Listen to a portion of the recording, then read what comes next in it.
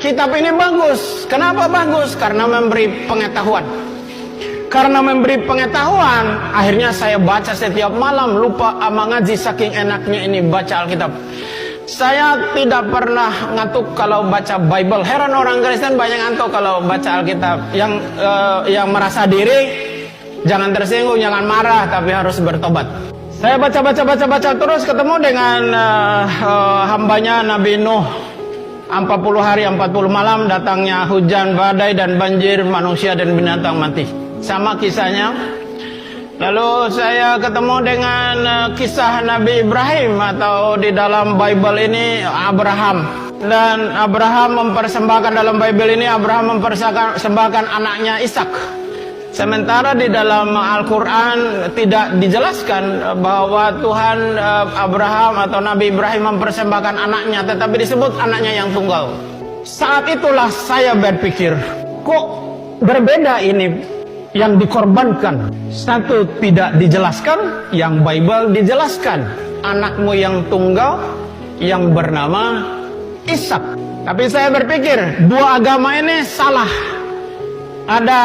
Kalau salah yang dikorbankannya berarti ada satu yang benar. Mana yang benar, itu saya cari.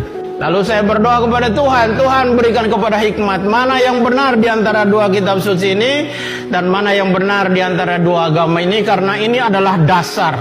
Kalau dasar, pondasi rumah yang kita bangun dasarnya salah, ke atasnya pasti salah. Kalau dasar iman itu salah, ke atasnya juga pasti salah.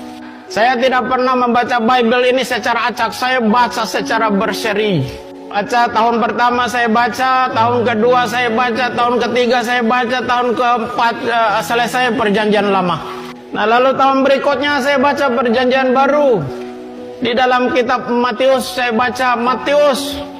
Dan saya menemukan sebuah kalimat yang sangat luar biasa di dalam perkataan Yesus Kristus di dalam Injil ini. Dia berkata, kalau kamu ditampa pipi yang kanan, kasih juga yang kiri. Berdoalah untuk musuhmu, berkatilah untuk orang-orang yang menganiaya kamu.